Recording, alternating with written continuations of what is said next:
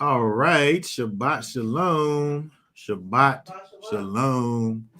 We are back. Continuing with our look at the triennial Torah portion. This week, we're going to be looking at Genesis chapter 27, Bereshit chapter 27, which is entitled Isaac Became Old. When Isaac became old. Okay, we're going to be looking at this. We'll go ahead and read through the chapter, and then we'll go back as per usual and discuss all of the things that we find inside of it while we prepare for reading. Go ahead and like the video, subscribe. Make sure you subscribe to the channel. Go ahead and share this video. Leave some comments in the comment section. Go ahead, put your little questions in here so we can get some conversations about these things that we're looking at. If you have any questions, comments about the reading, as we're reading, go ahead and put them in the comments. We'll get to them. Certainly try to get to them anyway. You go ahead and put up the verses for us here. Genesis chapter 27. Interesting chapter here. Go ahead and read through the chapter, and then we'll go ahead and double back and discuss. All right, go ahead and start reading there nice and loud. Verse number 1. And it came to be, when Yitzchak was old and his eyes were too dim to see, that he called Esau his elder son and said to him, "My son." And he answered him, "Here I am." And he said, "See now, I am old. I do not know the day of my death. Now then, please take your weapons, your quiver and your bow, and go out to the field and hunt wild game for me, and make me a tasty dish, such as I love, and bring it to me to eat, in order that my being does bless you before I die." And Rivkah heard when Yitzchak spoke to Esau his son, and Esau went to the field to hunt wild game and to bring it. And Rivkah spoke to Jacob, her son, saying, "See, I heard your father speak to Esau your brother, saying, 'Bring me wild game and make me a tasty dish to eat, and bless you in the presence of Yahweh before my death. And now, my son, listen to my voice according to what I command you. Please go to the flock and bring me 2 choice young goats, and I make tasty dish from them for your father, such as he loves. And you shall take it to your father, and he shall eat it, so that he might bless you before his death.' And Jacob said to Rivkah his mother, 'See, Esau my brother is a hairy man, and I am a smooth-skinned man. What if my father touches me? Then I shall be like a deceiver in his eyes, and shall bring a curse on myself and not a blessing.' But his mother said to him, 'Let your curse be on me, my son. Only obey my voice and go get them for me.'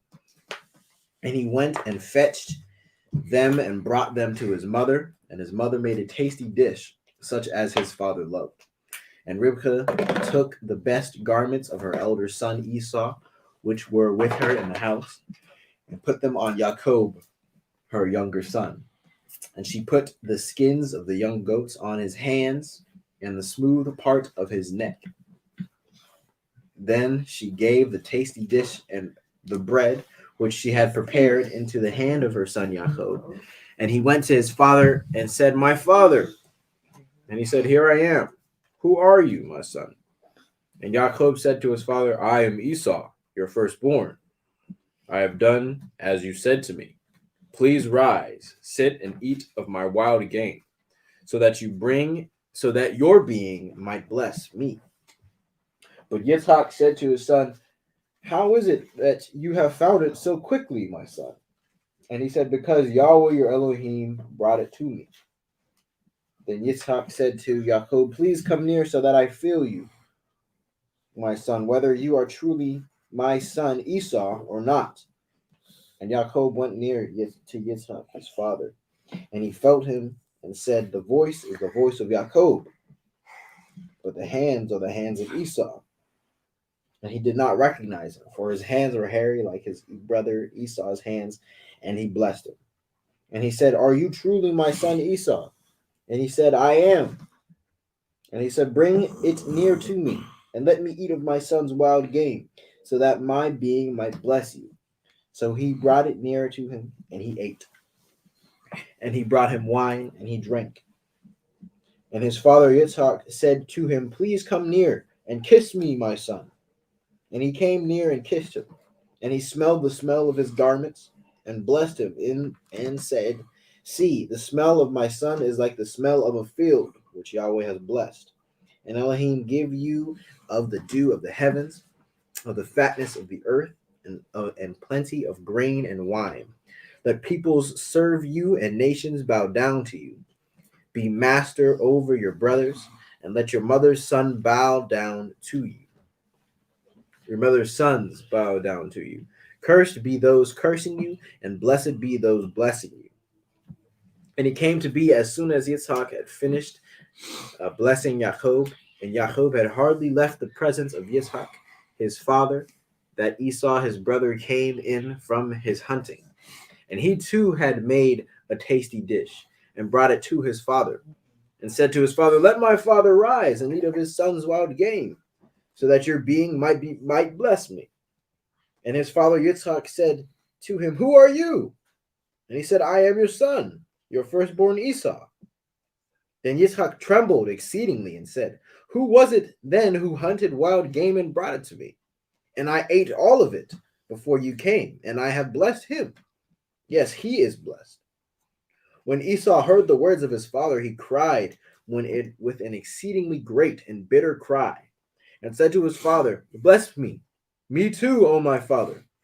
And he said, your brother came with deceit and took your blessing. And Esau said, what was his name then? Called Jacob. For he has caught me by the heel these 2 times. He took my birthright, and see, now he has taken my blessing. And he said, have you not reserved a blessing for me? Then Yitzhak answered and said to Esau, see, I have made him your master, and all his brothers I have given to him as servants, and I have sustained him with grain and wine. And what then shall I do for you, my son? And Esau said to his father, have you only one blessing, my father? Bless me too, O my father. And Esau lifted up his voice and wept. And Yitzhak, his father, answered and said to him, see, your dwelling is of the fatness of the earth, and of the dew of the heavens from above. And by your sword you are to live and serve your brother. And it shall be, when you grow restless, that you shall break his yoke from your neck. And Esau hated Jacob because of the blessing with which his father blessed him. And Esau said in his heart, the days of mourning for my father draw near. Then I am going to kill my brother Jacob. And the words of Esau, her older son, were reported to Rivkah. And she sent and called Jacob, her younger son, and said to him, see, your brother Esau comforts himself concerning you, to kill you. And now, my son, listen to my voice and rise, flee to my brother Laban in Haran, and stay with him a few days, until your brother's wrath turns away, until your brother's displeasure turns away from you, and he forgets what you have done to him. And I shall send and bring you from there. Why should I be bereaved of you both in one day? And Rivkah said to Yitzhak, I am disgusted with my life because of the daughters of Het. If Yahweh takes a wife from the daughters of Heth, like these who are the daughters of the land, what is my life to me? Okay. All right. Very good. Very good. Let's go back up here and look at some things over here. Very interesting chapter. Lots of things to discuss. And we look over here and we see, we go all the way back up to verse number 1, where it begins and says to us, and Yitzchak was old, and his eyes were dim, too dim to see. It seems like when we look at this over here and you're talking about the fact that his eyes were too dim to see, is giving us a bit of information. It's causing us to be able to,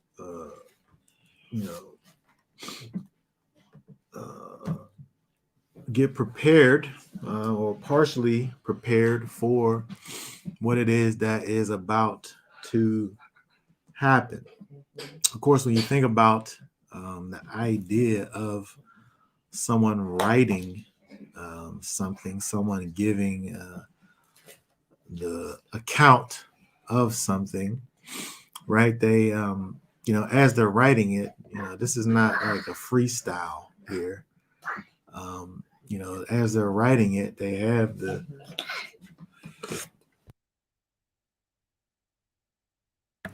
the full understanding of the story before they write it, right? And so when you go ahead and write the thing, as we understand Moses to have been the author of the 5 books of Moses, he's telling a story that he knows already, right? And so he wants for us to be able to have an understanding as to what's going on. When we see this thing, we meet Isaac in this time of his life, and we see that his wife and his beloved wife, I should say, and his son, they have this plan, and a crucial aspect of this plan is the fact that Isaac is older and he is not able to see very well. They definitely was taking advantage of his physical things that he had going on at the time. And so also another thing that we're able to think about when we think about the fact that Yitzhak was old and his eyes were too dim to see, I think it also hints at the discernment of Isaac. If we think about the spiritual discernment, wisdom, and his overall ability to actually see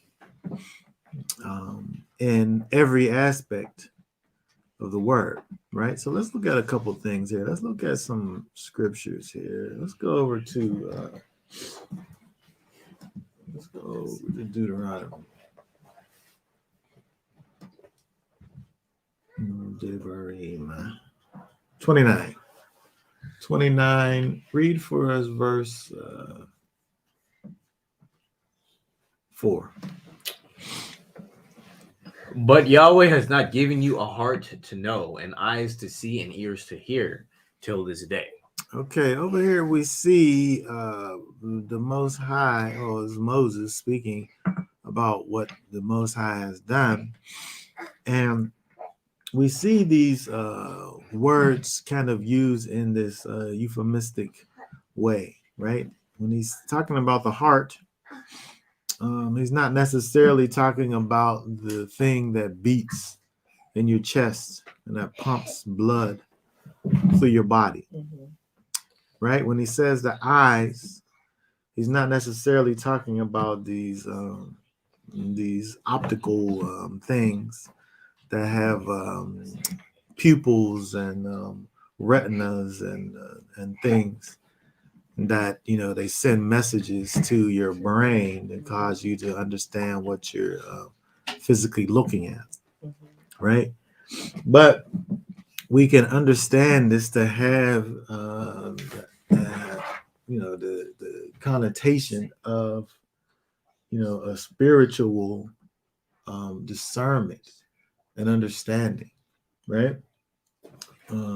It's necessary for us to be able to have a internal knowledge, sight about things that pertaineth unto the Most High, or circumstances in general, right?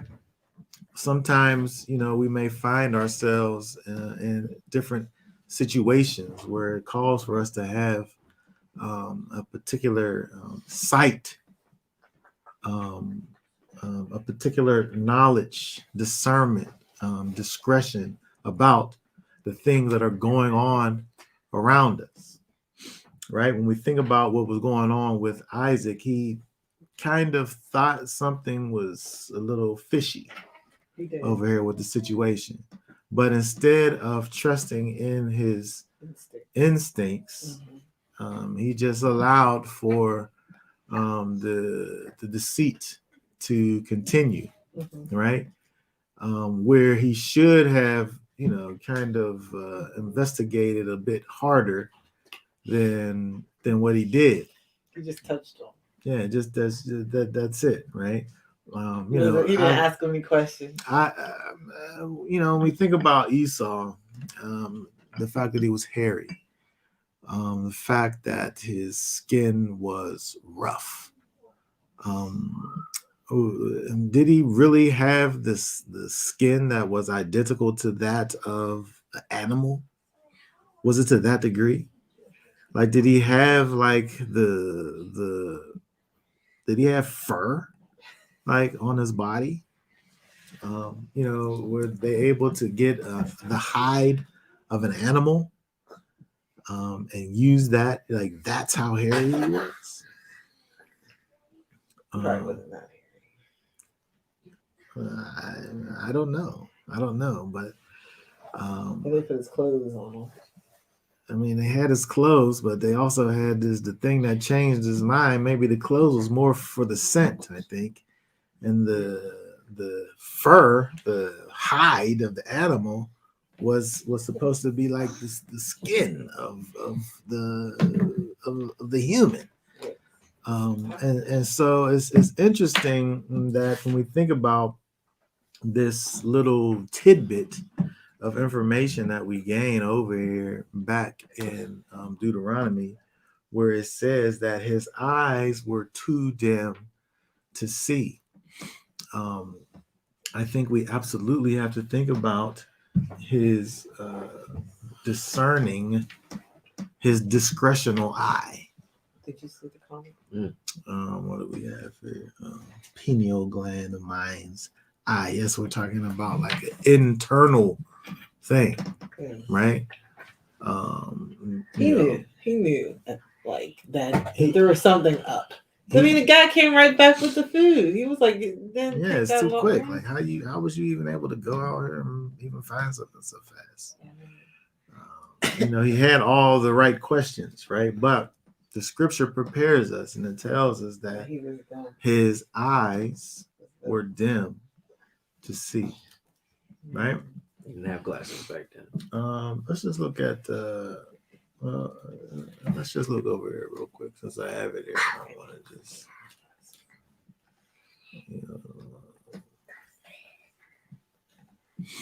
Jeremiah 5:21. Jeremiah 5:21 says, "Hear this now, O foolish people without heart, who have eyes and see not, and who have ears and hear not." Okay, very good. So when we see the prophet again speaking over him about seeing and hearing, right?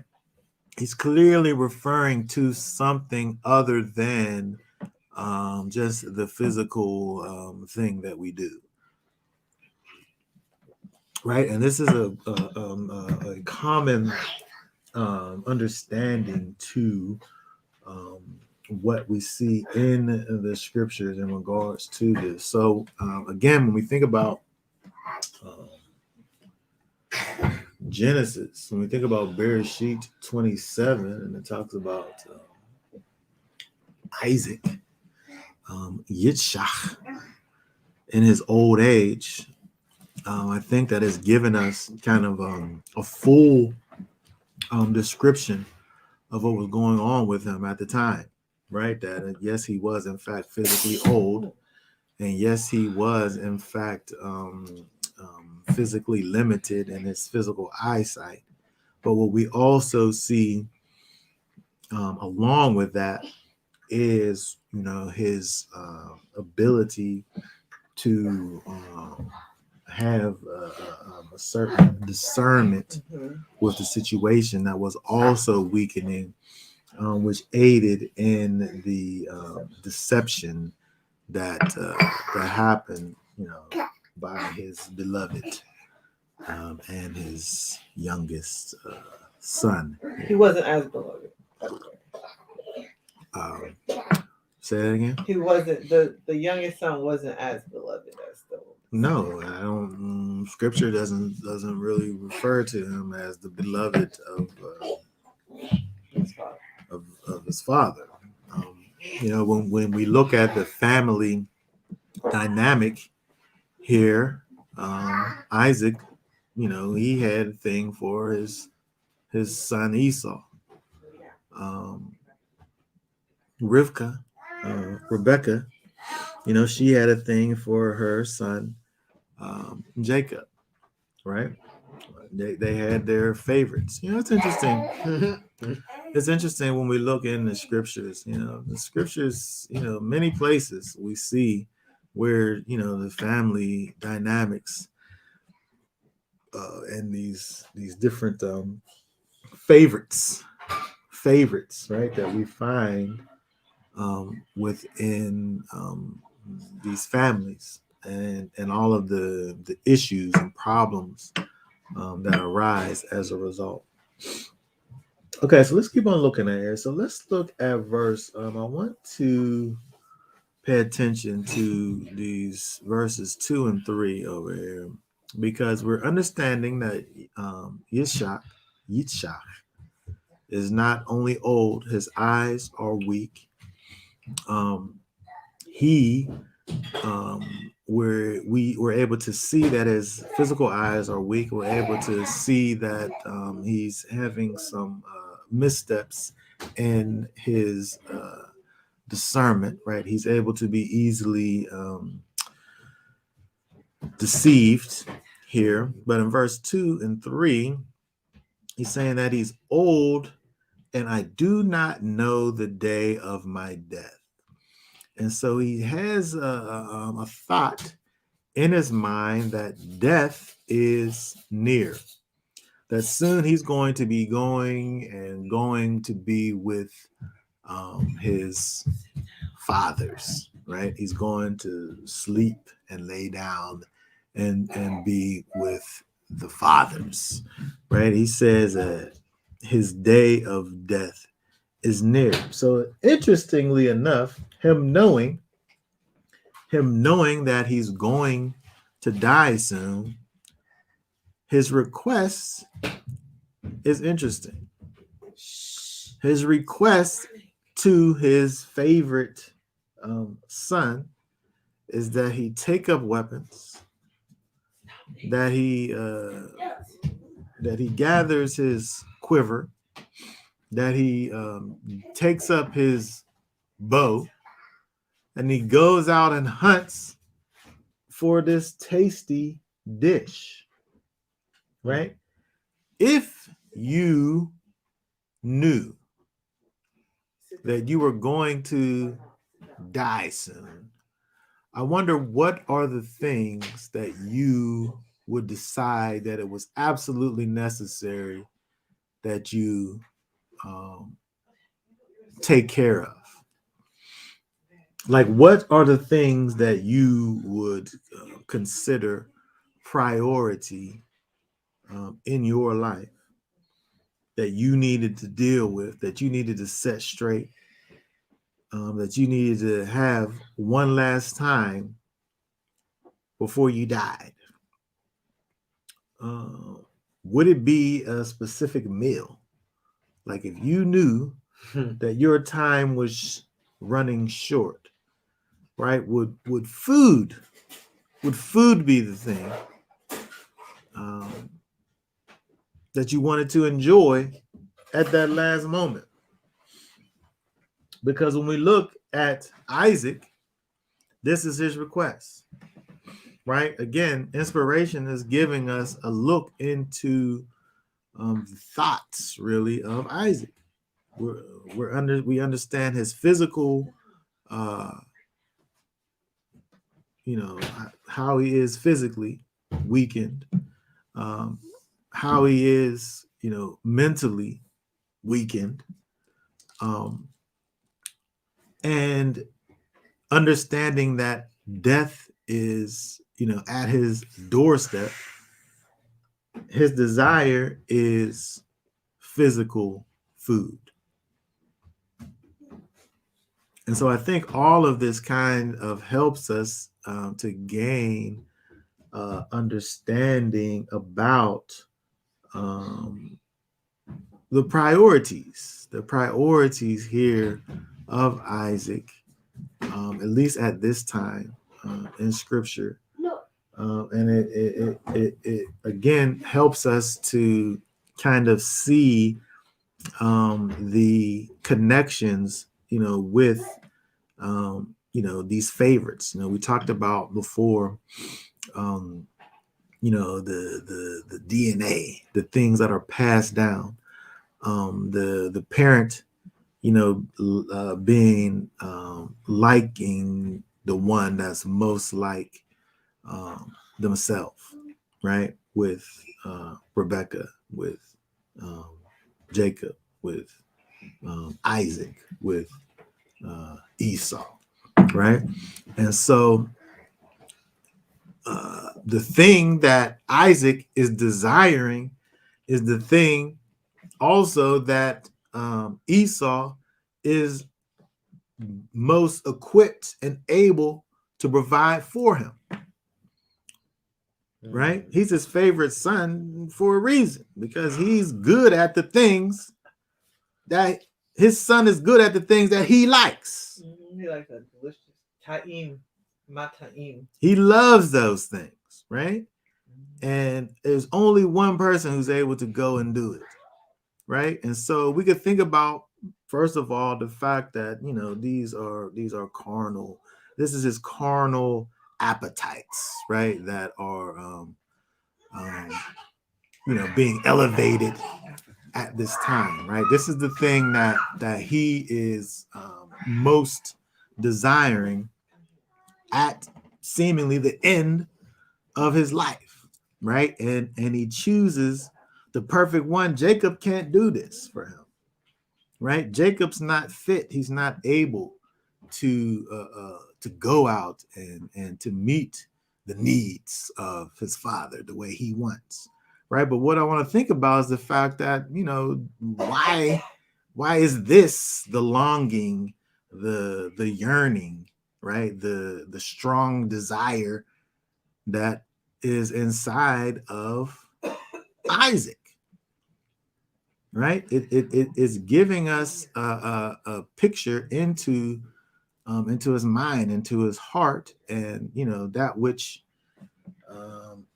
is the strongest. Let's see some of these comments here before we go forward.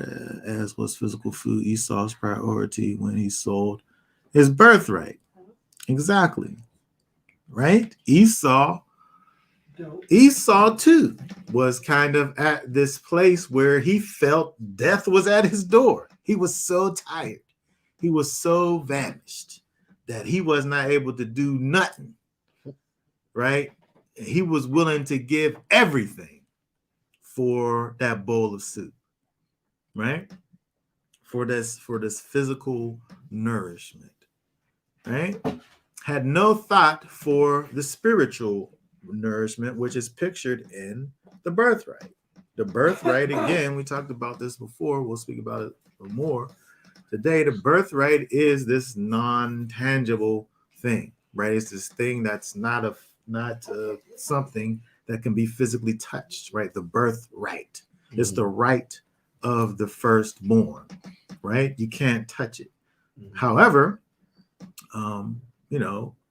it's able to be possessed by someone.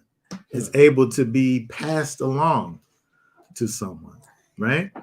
And so it can have effects. And so it's this non-tangible thing that has effects. It affects the tangible world, right? And so Esau, again, when we think about Esau, he wanted to give, was willing to give, and did in fact give away his spiritual rights for soup. Isaac at his death's door, there's so many things that he could have talked about desiring, that he wanted to experience one last time. But for him it was food, right? Let's see, another comment here. Interesting, especially considering the mindset that Esau had when he sold his birthright. That temporal comfort was in the mind of both the father and the son. I wonder if indeed it was the same dish. Interesting. Maybe it was this, this apparently. Well, when you think about it, I guess it probably, I don't know. It was lentils, right? The one thing was lentils. It was this red stew. There might have been some wild game chunks in it. What else do we have here? I saw the parents as having favor for the children. That was most like their spouses. Esau, like Rivka, outside with animals. Jacob, like Isaac, a plain man dwelling in tents. Well, when you think about it, children are kind of this, they're this amalgamation, right, of both parents, right? They have things that they, get from both, right? I don't know about DNA. One person, half of their DNA is from the father and the other half from the mother, right? And so when you think about there were in fact ways that you could look at each son and say, yes, he gets that from his father.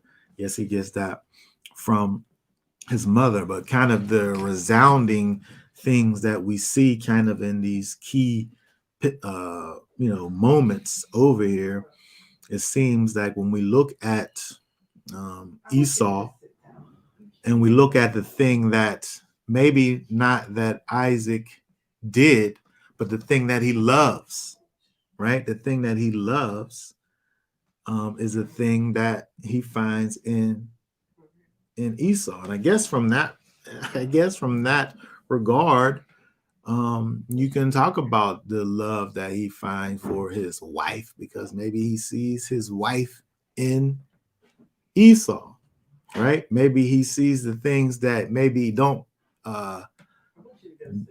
the things that aren't within him that he wishes was within him, that she has, that are within Rivka and also within Esau. it's an interesting situation over here. But when we, kind of thinking about the desire that we see inside of uh, Isaac, um,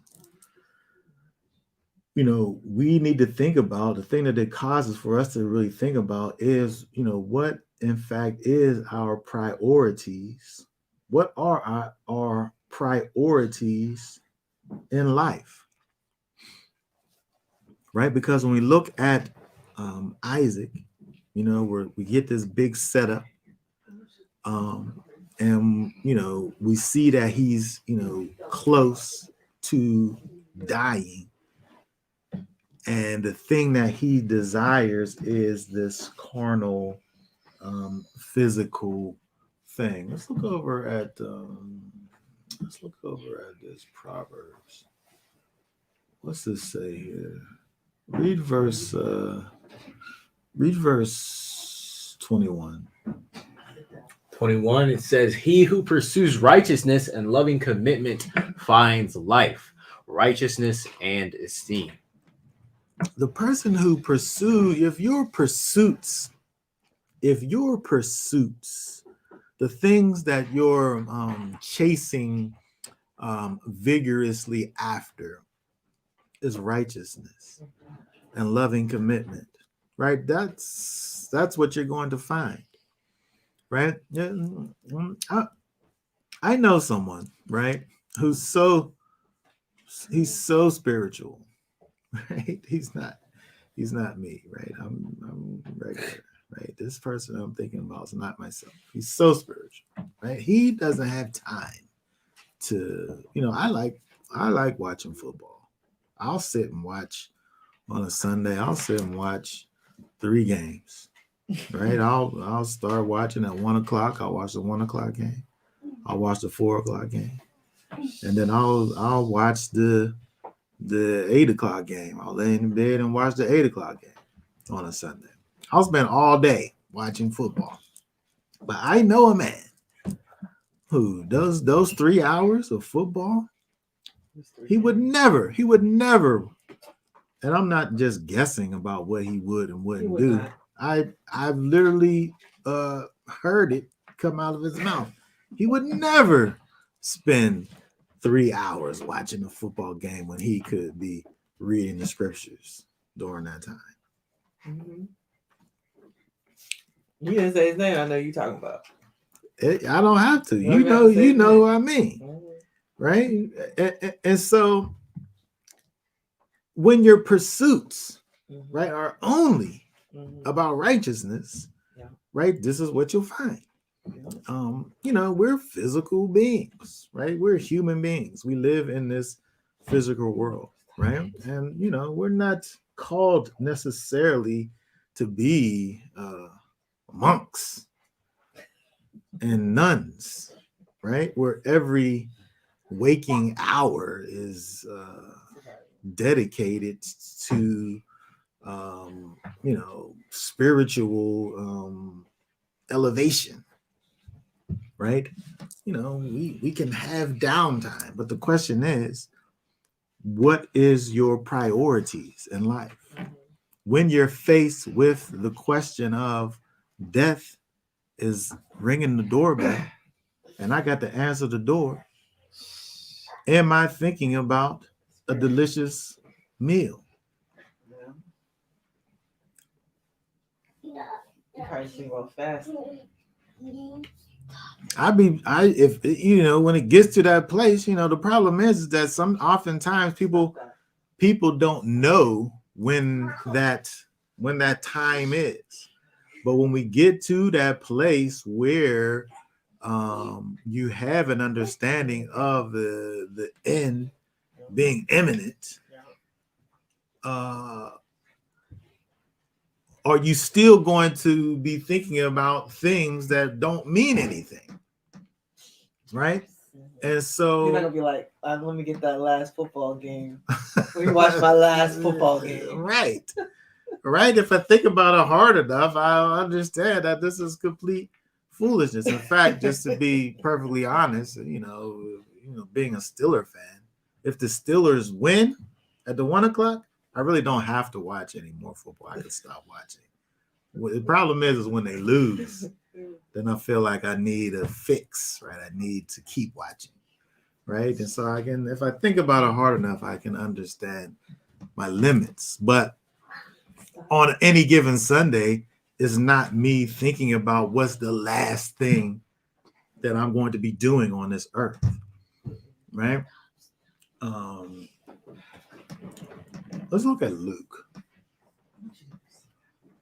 Luke 12. Luke 12, let's see verse 34. Read, hold on 1 second. Yeah, okay, go ahead. Okay, verse, what did I say? 34. Read that verse right there. 34. For where your treasure is, there your heart shall also be. Where your treasure is, that's where your heart will be also. Where the thing here, what does this word here mean? Because this is we're talking about priorities, right? Priorities.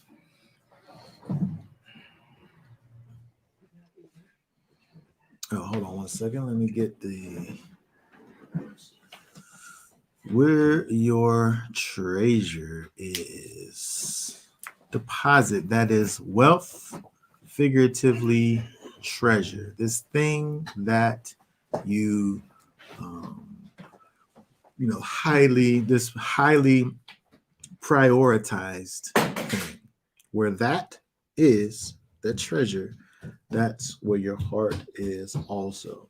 And so in his last moments, it seems like we're able to get a visual into where Isaac's priorities lie.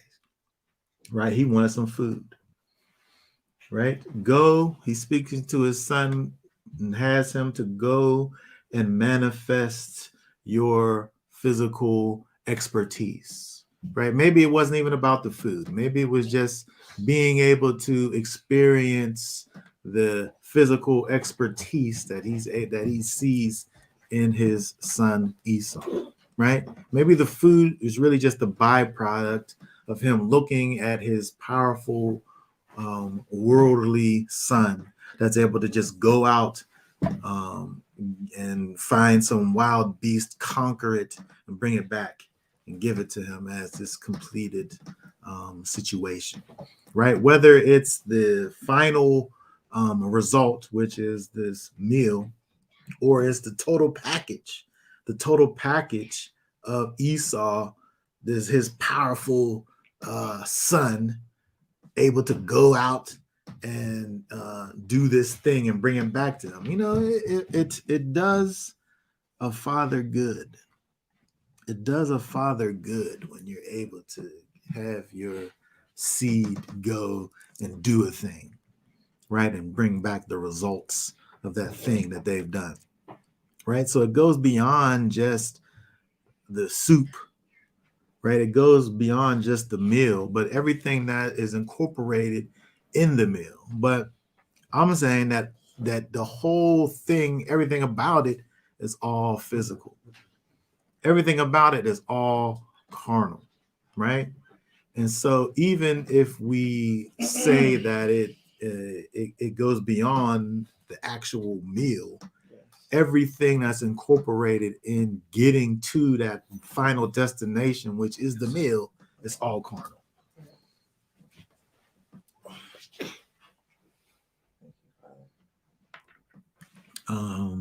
Okay, let's look at these comments before we keep going. We can take time to have joy in life. Abba has blessed us with, most definitely. Yeah, we don't just have to only just always just be thinking about various interpretations of scripture, right? This is why Yehoshua says to stay vigilant, Okay, yes, Luke chapter 12. Yes, hallelujah. Very good. Okay, so let's now look over at verse. Let's go back to Genesis, Bereshit. Look at verse 5. Because what we see in verse 5 is Rivka, Rebecca, supposedly recalling the conversation that was just had. Right? The conversation that Isaac had, the instructions that he gives to his son Esau. Read that again. Read verses, let's see. Start reading at verse 5. And Rivka heard from Yitzchak, heard when Yitzchak spoke to Esau his son. And Esau went to the field to hunt wild game and to bring it. Verse 6. And Rivka spoke to Jacob her son, saying, see, I heard your father speak to Esau your brother, saying, okay, this is what she heard. She's saying to Yaakov what she heard being said by her husband to her son. What does it say in verse 7?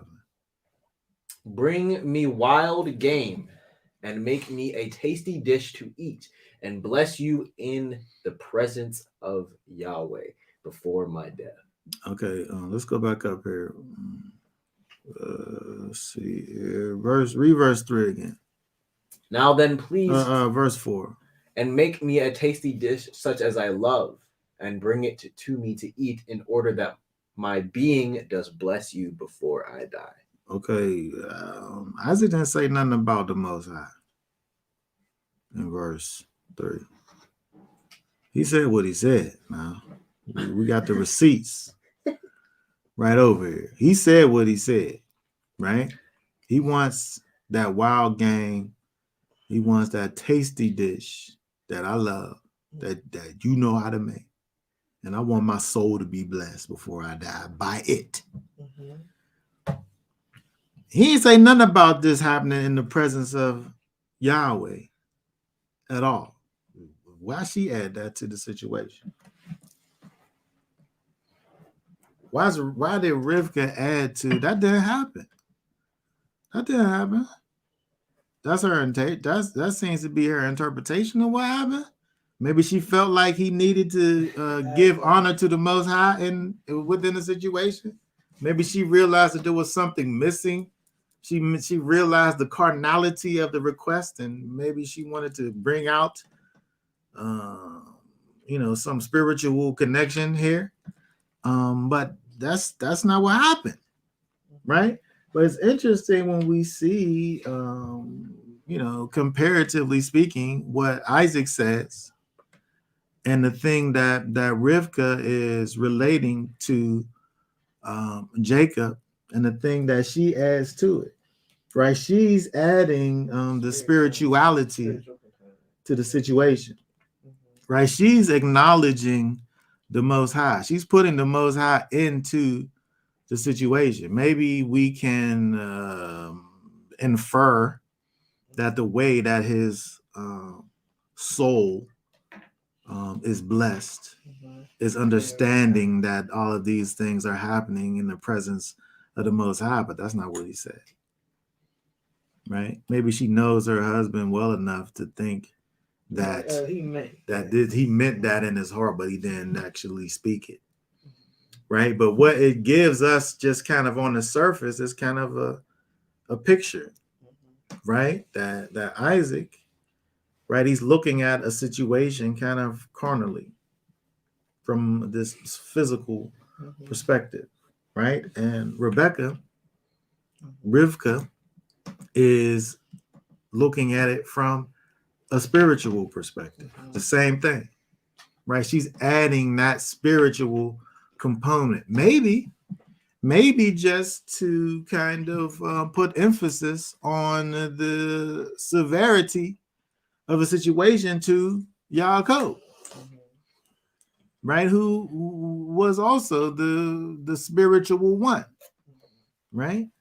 the spirit. Well, I'll say the spiritual leaning one, right? Because he's not void of carnality. Yaakov isn't, but he's spiritual leaning, Yes, he is. right? And so maybe to put emphasis on this thing, she adds this extra component in the presence of Yahweh. But be that as it may, we're able to see that there is a difference, right? Where Isaac is more carnal leaning, right? Where Rivka is more spiritual leaning, right? Where these ones, Isaac, Rivka, have their favorites, and they each kind of lean towards the things that they find favorable in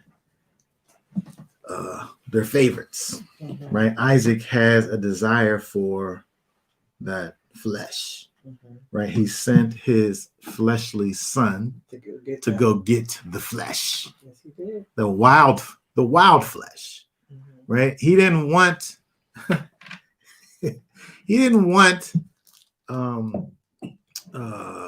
domesticated flesh. No, he did not. He didn't want nothing from the flock. Nope.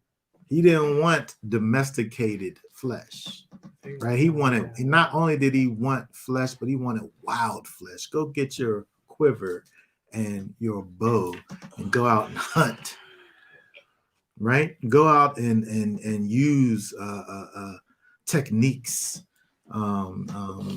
Use their stealthiness that's going to have to be involved with what you're doing, right? You're going to have to creep down low and hide behind bushes or up in a tree or something to gain access to this flesh that I want for you to get for me. Yeah. Right, it's not just about going out to the backyard and grabbing this thing that's going to look at you with his little cute little eyes. Lambs, they're so cute looking, or like a little baby cow or something. It has his little cute little faces, right? Yeah.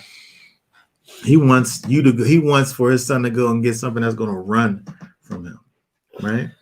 Now Rivka, right? She has her favorite, right, to go and intercept, right, with this lesser carnal thing, right? Because again, she didn't tell Jacob to go out and hunt anything, right? She told Jacob to go get this domesticated animal. Jacob probably couldn't get a wild animal. Well, besides the fact that he wasn't able to do it, first of all, that's obvious, right? Besides the fact that he wasn't able to do it, she tells him, you go get this domesticated animal, which I think also is an interesting kind of connection here, right? Where we're able to see the strengths, the weaknesses of each, right? So she sends him to get this lesser carnal thing that she might acquire this spiritual gift, right? This spiritual blessing, right? Which is not as wild. It's more tame, right? But it's all about the gift, right? So all about the spiritual significance, right? She can't allow for this blessing to pass from Jacob. Right, because Esau, that's what he's ready to do. He's ready to just give the blessing to Esau. But when you think about it now, that's what Isaac wanted to do, right? When you think about it now, again, we think about birthright and blessing from a technical perspective at this point. Jacob was prophesied. He was prophesied to receive the blessing, He received the birthright, however he received it. He received the birthright, which actually causes him to be owed actually the blessing, right? Isaac, now, because of the fact that the birthright has been passed on, from a legal standpoint, right? From a legal standpoint, it's owed now to Jacob, right? But I don't know that he's in on all of these things that are going on between the sons and the mother, right? And so it's interesting.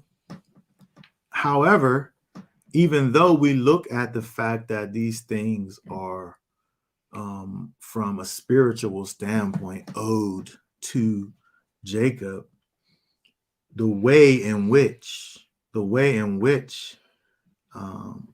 Rebecca and Jacob go about gaining these things, there's some definite issues, right? There's issues with it. Let's look at, and they know it, right? They know it. I'm not saying something that's because they build. that's my opinion. If we look at, that. let's look at verse 11. Read 11 and read verses 11 and 12. 11 and 12. And Jacob said to Rivkah, his mother, see, Esau, my brother, is a hairy man, and I am a smooth-skinned man. And 12. What if my father touches me? Then I shall be like a deceiver in his eyes, and shall bring a curse on myself and not a blessing. Jacob knows what he's doing is a lie. He knows it's a lie. If I do this thing that you're saying that I should do, I'm not necessarily saying that I disagree with the thing. But if I do it, he's going to look at me in his eyes. I'm going to be a deceiver. It's interesting the word choices that are being used here. Then I shall be like a deceiver in his eyes. Rebecca, and you do something like this because you think you deserve it.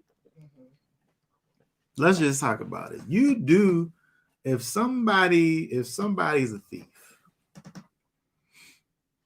they get to the place of taking the thing because they feel like in their minds they should have it. I should have this thing. That thing should be mine, right? You shouldn't even be mad that I'm trying to take the thing. It should be mine, right? But look at the words that he's using. Then I shall be like a deceiver in his eyes, not in. He understands that there's something that's wrong with this situation, right? Let's look at this. Let's look at this word here. Let's see here, verse 12. Deceiver. Ta'ah, to cheat. By analogy, maltreat, deceive, misuse. When we think about Rivka, BDB, Brown's driver breaks. It says that Rivka is ensnarer. She's an ensnarer, right? Her name literally means to clog. Yeah. Right? It literally means to clog. Her situation is clogging up the works. Jacob is the supplanter, right? He's tripping up his opponent, the adversary, right? He's tripping them up. And so when we think about the pictures that we see with Rivka, with Jacob, And we see, for one thing, that they are in fact striving for that which is connected to the spirit. Mhm. However, the way in which they are seeking to obtain that thing is wrong. Is wrong. Mm. We know that, again, the prophecy was given, right? But how do you get to the end? They can't see it, obviously, because the only way they can see to get it is to steal it. They're looking at it through their Carnal eyes. Yeah, their base, where they came from. I mean, and that's what we're gonna see with all of Rivka's people. They just, all of them. Every example of them. Let's go over here, because the thing about it is that we looking at people, right? We're not looking at superheroes. We're looking at human beings, and the same thing that's true for us was true for them. Okay, and to another degree, is that we're able to look over here and see the fact that when we look at these scriptures, it proves that we need Messiah. Yes. We need Messiah for the Most High's desired effect to be manifest. I don't know how. I don't know how the prophecy comes true without deception. I can't see how it comes true without deception. It was in the works. Esau go out. He comes back. Something go wrong with Rivka and Jacob's recipe. If something go wrong with that, as soon as he's done with that, Jacob's not even all the way gone yet, and Esau comes in. If there's a hiccup in their situation and Esau comes back, he gets the blessing. Right? I don't know how without the deceit they get it. And the point is that we need Messiah. We need Messiah in order for the Most High's divine plan to be established. Otherwise, we're gonna rob, steal, and cheat in order to get things done. Right? That's what happened over here. This shows us that we need Messiah. We always needed him. Let's look over here at Romans 6. Romans 6. Start reading at verse 15. Oh, hold on. Okay, go ahead. What then? Shall we sin because we are not under Torah, but under favor? Let it not be. Do you not know that to whom you present yourselves servants for obedience? Hold on. Shall we sin because we're not under the old covenant? Because of the fact that we had the Spirit living on the inside of us, and we're not under the old covenant, shall we sin? Shall we allow for our carnal mind to rule and reign because we don't live according to the letter of the law, but because we live under the spirit of the law? Shall we sin? No, let it not be. When we think about back at Genesis, when we're looking at Isaac, Rebekah, Jacob, Esau, there's a desired effect. There's a thing that the Most High decreed to happen, right? The only way that they saw to get to that way was in fact sin. When is it appropriate to sin in order to bring about what the Most High said was going to be? I'm saying that the Most High will, in fact, make a way. They didn't know what it was. I'm not sure I know what it would have been. I'm not sure I know what it would have been. But we don't have an excuse to sin. Because what's it say over here? Verse 16. Do you not know that to whom you present yourselves servants for obedience, you are servants of the one whom you obey, whether of sin to death or of obedience to righteousness? Question mark. This, of course, is referring to your carnal mind. The way that you serve sin is by serving your flesh in ways that leads to sin. The way that you serve sin is by serving your flesh in ways that leads to sin, right? Inordinate desires manifesting as sin, right? And this is not some abstract action.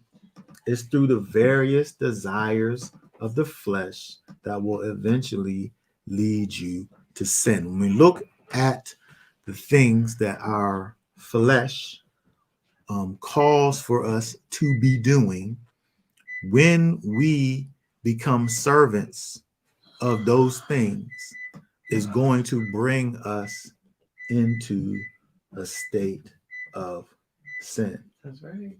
And so we can either be servants in obedience to our carnal mind, or, as it says, be obedient unto righteousness. Which one's it going to be? Read verse 17. But thanks to Elohim that you were servants of sin, yet you obeyed from the heart that form of teaching to which you were entrusted. He said you were the servants of sin, yet you obeyed from the heart. He started talking about the heart. Here, when we see him talking about the heart, he's talking about it in a good way, right? He's talking about a good way. You obeyed from the heart, that form of teaching to which you were entrusted. He's talking about a renewed heart. That's the only reason why you, in this situation, is able to obey the heart, because the heart, the heart without being renewed, there's issues. We can see that there's issues with the heart based on what we see going on with Rebecca and Jacob, because they obeyed the heart too. They was going after spiritual matters, but they were sinning in order to do it, right? But the issue is in Jeremiah 17 and 9 and 10. What does that say? The heart is crooked above all and desperately sick. Who shall know it? Is the heart is the unregenerated heart is crooked above all and desperately sick. That thing got COVID. Your heart did. That thing got AIDS, right? Magic AIDS, right? It's incurable. You got uncurable AIDS, right? It's crooked. Who could know it? Who could know the heart? Verse 10. Verse 10, what does it say? 10. It says, I, Yahweh, search the heart. I try the kidneys and give every man according to his ways, according to the fruit of his deeds. Rivkah and Jacob, they both had righteous desires, but they was unable to bring them to fruition. So in the works of their crooked hearts, they operated in deception. And then look what happened. So yes, the prophecy was for Jacob. He was supposed to be the one that was on top. But now the way that this thing happened, now Esau got this bad taste in his mouth, and he talking about he gonna kill his brother now because of this. You gonna sit up there and do me like this? I'm gonna kill you.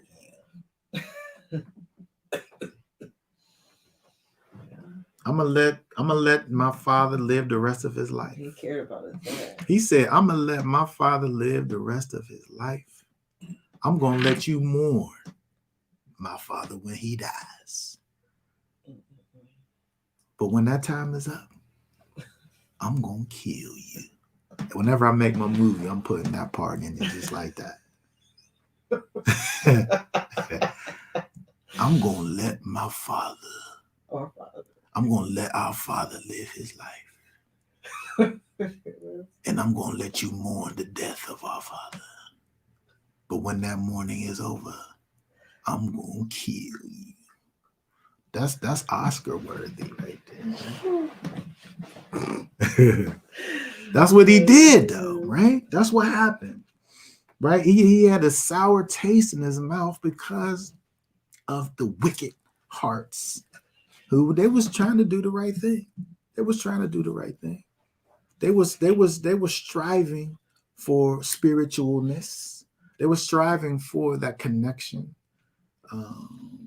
with the spiritual realm, right? Their hearts, they had a good heart, right? Their hearts was in the right place, right? But the way that they went about it, look what happens now. He got to go into hiding from his brother who wants to kill him now. Don't worry, baby. He'll get over it. Just go stay with your uncle for a while. And then whenever he cools off, you could come back. Mm-hmm.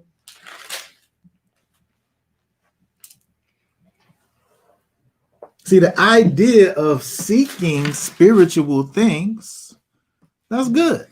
Right? If you live a life that's striving for righteousness, you'll get righteousness. Right? But coveting is one of the 10 commandments. That didn't belong to him at that time. Right. And then he got it through deceit. He got it through a lie. It was a bold-faced lie. It was a lie a couple different ways. Right? You can put these clothes on, right? Get this. You gotta have a certain kind of smell, right? Put his scent on you. Put this animal hair on you, right? Then he asked them directly. It was a bold-faced lie. Directly asked them. Are you really Esau? Yeah, Daddy, I'm Esau. That's interesting because I know the voices of my children. When I hear their voice and I don't see them, I know who it is. And he did too. He knew. Like, hold on, you smell like Esau. When I touch your skin, it feel like Esau, but the voice, that ain't Esau. Right? But again, we could go back to this issue of the discernment thing, the slipping. But it causes me to think about another part that we find in Romans. Let's go over to Romans real quick here. Romans 7. Read this. Start reading at verse 18. Hold on 1 second. Romans 7 verse 18. For I know that in me, that is in my flesh, dwells no good. For to wish is present with me. What version is that you read? You said to wish? Yeah. Wait, let me go to the scriptures. I'm in the wrong version. Oh, I'm thinking about the King James. Go ahead. Read that. Like I said. All right, let me go. Let me start back. 18. It says, "For I know that in me, that is in my flesh, dwells no good. For to wish is present with me, but to work the good I do not find." Okay. So to wish, to desire is present with me. I have an idea about what it is that I'm supposed to be doing. Mm. Right?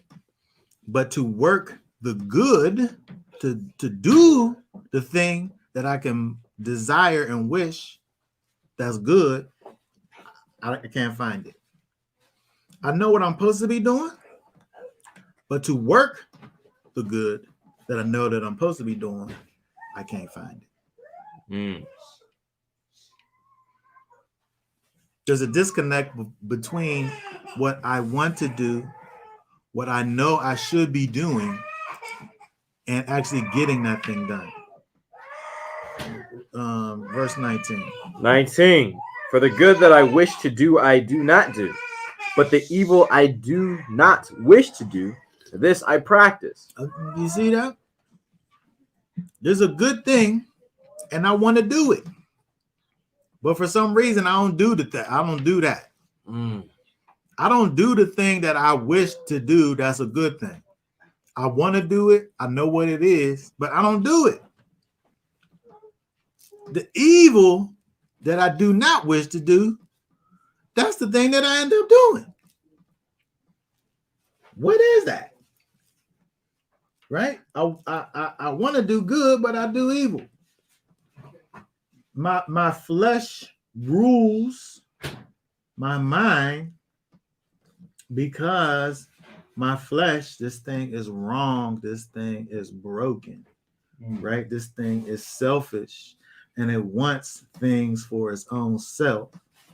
And these acts produce sin, right? You know, anybody who has children is able to understand that these little babies are completely and totally selfish, and they'll do whatever it is that they can do within their own power to gain whatever thing that they desire, whatever that is. They'll do it in order to get the thing that they desire. But and that's totally animalistic, right? And it's totally the thing that James talks about in terms of you having this thought in your mind, right? And you doing that thought. And when that thought in your mind is realized, it produces sin, right? And so it's natural, right? It's a natural thing, right? And but what these little children do, in their most purest natural state is to seek after that which appeases their appetites, right? And so this is what's going on with Jacob and Rivka. They want this thing, and the thing that they want is a good thing. It's a good thing that they want, right? They want this blessing, right? They want this thing. This is this blessing, right? And it was prophesied, right? The Shula over here in the comments was a coveting if it was prophesied and promised to be his already. This means may not be or seem upright, but it was his to take and receive. I only partially agree with what you're saying. And plus I said it already, right? He got the birthright. He had it. He had the birthright. Yeah. And so when you think about it from a technical perspective, he had the birthright. And it was prophesied that it would be so. But we can't discount take away from the fact that the way in which they acquired this part of it, it was a lie. It was a lie 3 different ways, right? And so this part wasn't the prophesied part. The part that it would be was the prophesied part. So I don't know. I don't know how they get to where they're supposed to be at in the right way. I don't know that. Nobody knows. But all we do is see how they get to it in this crooked, deceitful way. And so all I'm saying is that what we learn from this is that we've always needed Messiah in order to reach the purposes of the Most High. Reaching the purposes of the Most High outside of Messiah, I don't know how we do it. Because we only have examples of his people getting from place to place in a wrong way. And this is a perfect example of it over here. Yeah. I mean, You can't justify what they did. And if there was another level, of faith involved, maybe they get there, but maybe they don't. Maybe they can't get there. No other way but through deception, which to me, I feel like it only proves the point that we need Messiah. We always needed Messiah to come and cause for the will of the Most High's character and will to be manifest on earth as it is in heaven through his Ruach HaKodesh. Because without him, things is messed up. Yeah. Right? We can't look, we're not able to look at this and we can say that yes, they had this strong desire for the spiritual thing. She Rivka looks at the situation and she notices and brings out the spiritual connection to what happened, right? When that thing didn't exist in the actual telling of it from the person who was speaking it, Isaac. But to me, when I look at this, all this is saying that we have this thing inside of our flesh that continually outside of Messiah prevents us from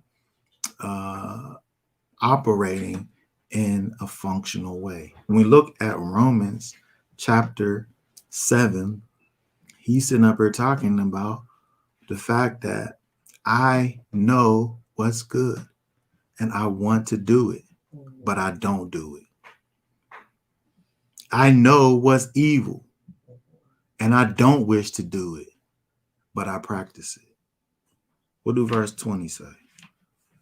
Verse 20 says, and if I do that which I do not wish, it is no longer I who work it, but the sin dwelling in me. There's something that's going on in my flesh that's leading me in this direction. I don't even want to do it.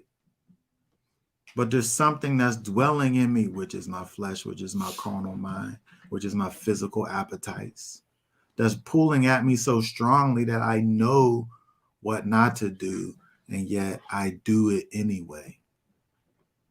Verse 21. 21, I find therefore this law that when I wish to do the good, that the evil is present with me. That's that carnal mind. That's your fleshly desires. That's your physical appetites. There's a way that things is supposed to be done. But if I am not able to be submitted to the power and the will of Messiah and the Ruach HaKodesh working and living on the inside of me, my flesh is going to take control. And this thing that's causing for evil to be present in me.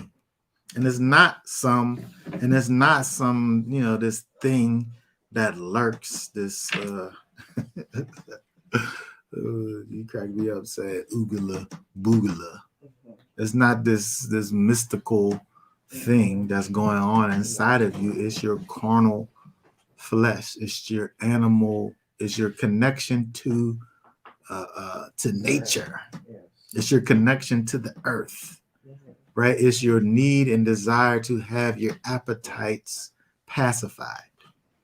That law dwells within you, and because that thing is able to be manifest and put into action, sin then is present with you. And so there can be a divine truth that Jacob and Rivka had, and it was totally true, and it was always true what it was going to be. But we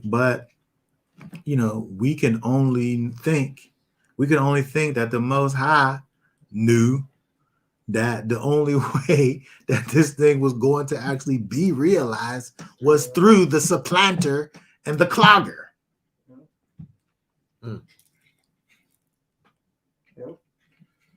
Because Jacob, the chosen Jacob, still got to meet with the messenger and be wrestled.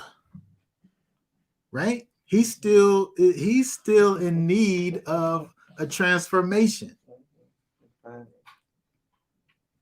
And so I don't expect for them to be operating perfectly. But what I do see from them is the redeeming quality.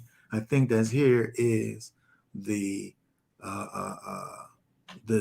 desire for rightness, right? The way that they did it, that's not the desirable part, right? The desirable part that we learn from this is that strong desire, is that I'm going to do what it takes in order to get to the thing that the Most High has for me. I know the Most High has it for me, and I'm going to do what it takes to do it. Now, the right way to do it, which we don't find with them, we don't find the answer to that problem in them.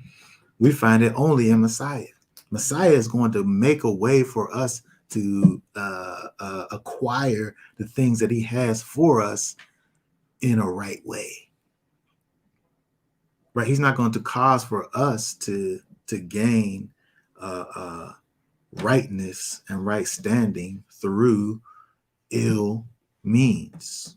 Messiah isn't, right? But through the scriptures, through the Old Testament, we're able to look and see the missteps and the failings of our forefathers and able to grow in faith, not because of everything that they did necessarily, but some of the things that they didn't do that we're able to learn from and gain from and say, that what they did right there, I can't live my life like that, right? I'm learning a lesson from them still, but I'm not doing everything that they did because everything that they did wasn't right. Right, but we see that Paul's giving it to us over here. I know what I'm supposed to be doing, but because of the thing that's going on inside of me, I'm not able to do it properly. Keep on going, right? Keep on going. Verse 22. Romans 7:22. 22 says, "For I delight in the Torah of Elohim according to the inward man. But I see another Torah in my members, battling against the Torah of my mind and bringing me into captivity to the Torah of sin, which is in my members. 24. Wretched man that I am, who shall deliver me from this body of death? Thanks to Elohim through Yeshua Messiah, our master. So then with the mind, I myself truly serve the Torah of Elohim, but with the flesh, the Torah of sin." Okay, very good. So when we look at this thing, as we get to the bottom of this back and forth situation, they had a problem.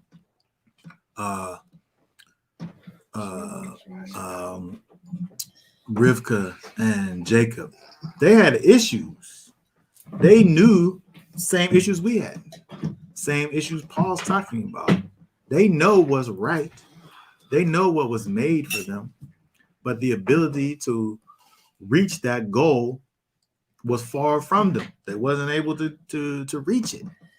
There's a battle that's going inside of them, right? They might delight in the things of the Most High, according to the inward man. They might have a delight and desire for rightness, to walk only in righteousness, but there's another law in their members that's battled against the Torah of my mind and bringing me into captivity to the Torah of sin, which is in my members. We get to the bottom of this. Paul's thanking Elohim because we have Messiah. We have Messiah, so we're able to conquer the flesh through the Ruach HaKodesh.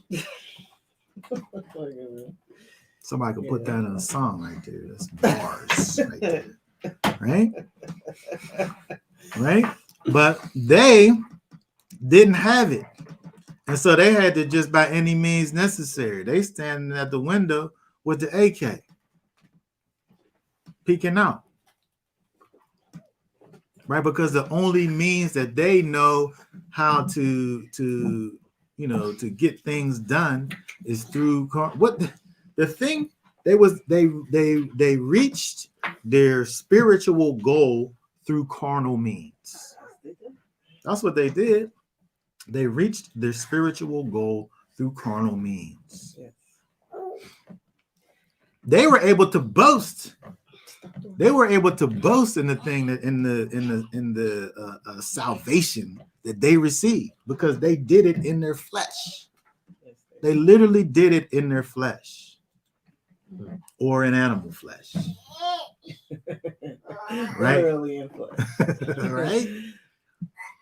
But the thing that we receive, we're not able to boast because it's not because of a carnal power that we possess, but it's from a spiritual power that's given to us through the work of Messiah, Yeshua. Okay. yes, exactly. Right? Yep. And so it's interesting when we look at this situation over here, right? Because again, the desired result is for the prophecy to be fulfilled that the Most High gives. He gave it, right? And even when you look at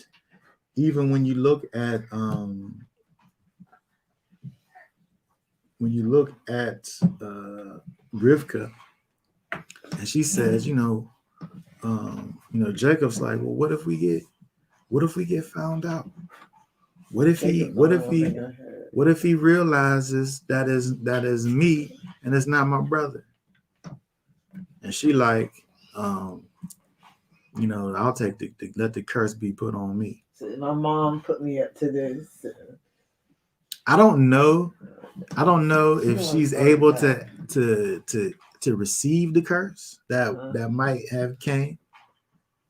I don't know the logistics of that, but I feel like her desire for her faith. We're not talking about completely faithless individuals here.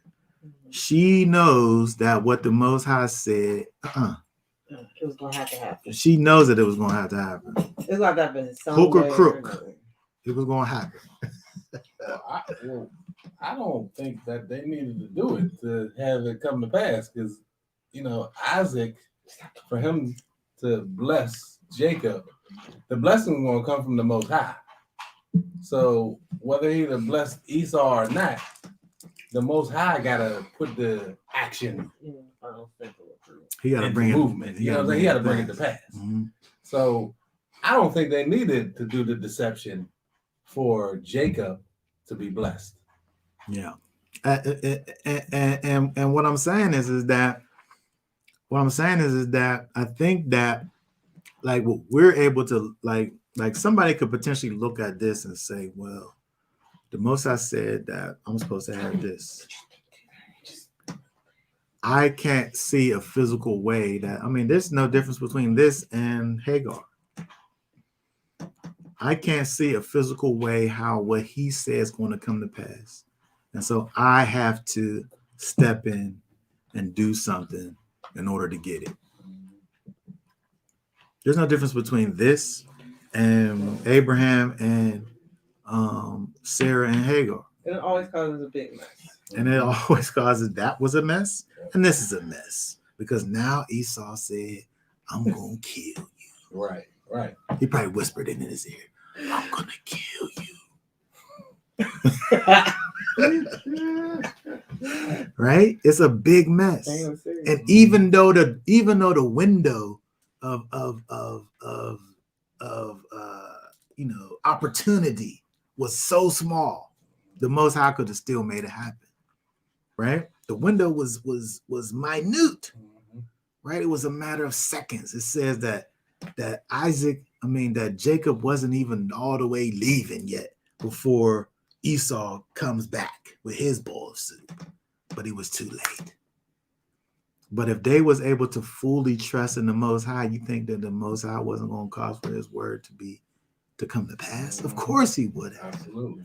His word going to come to pass whether we act right or if it don't act right. Right? He's able to make his word be true. And so in this circumstance, we see in their missteps, his word comes true. Oh, but one thing that's kind of common, there's a common thread in both the stories of, Jacob and Abraham. It was Sarah and Rivka who basically put this plan into motion. Wow. Go into Hagar, my servants. Mm-hmm. Let your curse be upon me. It's like the ladies in our lives, you know what I'm saying? She did say that. She said the same thing. She said the same thing. That is right. What's wrong with these people? What's wrong with them? I mean, we can fault Abraham. Abraham was the husband where he was able to have stood up and said, no, this is not how we're going to do this. Mm-hmm. The son, Adam and Eve. The son. It's like a common thread where I remember her saying that, let the curse be on me. No, she didn't say that. You talking about the fact that she's Sarah. No, that's what happened. Go back and look. Put it in the comments when you find it. But there always seems to be this common thread where, our wives have this, great idea, right? Oh yeah, just do this. Hey, like this apple. You know what I mean? And it comes time for the man to be like, oh no. And then they don't do it. Right, we just deal with it. So the difference here, I'm saying that with Abraham, with Adam, they should have said, I'm not doing that. We have this other dynamic here where you have the mother and the son. I don't know where they are in their situation in terms of how old Jacob is here, right? Mm-hmm. I don't know what his situation is in terms of him being able to stand out in his madness and say, he wasn't going to do that. No, he was a man. No, Mom. Right, yeah. Mom, I'm not doing that. There's no way. Deceiving my dad. Yeah, I'm not going to do it. He wasn't going to do that. He was a man of the tent, of the house. He was a man of the tent, but he was that. He wasn't going to do that. And I'm saying that the dynamic was that which he was going to do what his mother asked for him to do. And Mama's boy. he definitely was that, right? And so when we look at this whole situation, let's go down to let's go down to verse 20. Let's go back to Genesis. What happened? You found it? You found it? No, Shula sent it to me. What did it say? What verse is it? I try to defend her. What verse is it? That's what happened. What verse is it? It was Genesis 16 verse 5. It don't say my wrong be upon. Don't say let the curse be upon me, but Sarah said, she said let it be upon you. Let my wrong be upon you. She put it on Abraham. She ain't put it upon herself. She didn't take no responsibility for that one. That's funny. Hold on, let me see something real quick.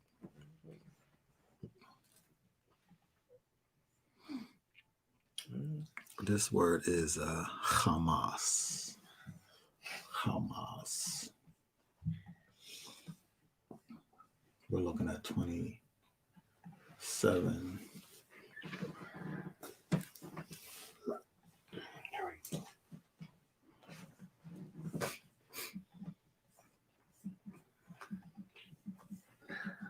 Okay, this is a different word,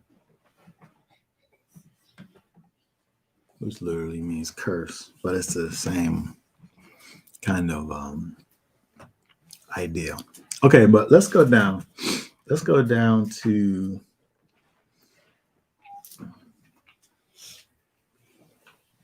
I want to just point out when we think about verse. Let's go down to verse.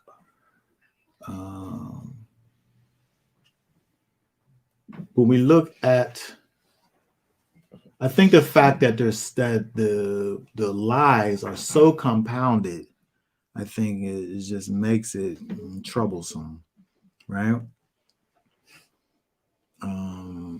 Read verse 20 here. 20. But Yitzchak said to his son, how is it that you have found it so quickly, my son?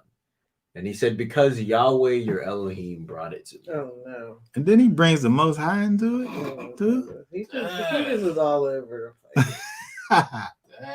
Did he? I mean, if you say that the Most High working through Rivka to get, I don't. I'm just saying. It's just the lies are compounded over here, right? Where it just never ends. It's a never ending situation. With the lies, and it just goes. I think it just goes too far. Before we go back, I want to go back. I forgot. I want to go back to Romans and talk about something real quick. Let me see here. I want to quickly talk about the fact that read again. Oh, my fault. It's not 8, it's 7.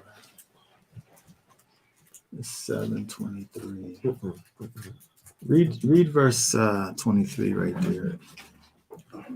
But I see another Torah in my members, battling against the Torah of my mind and bringing me into captivity to the Torah of sin, which is in my members.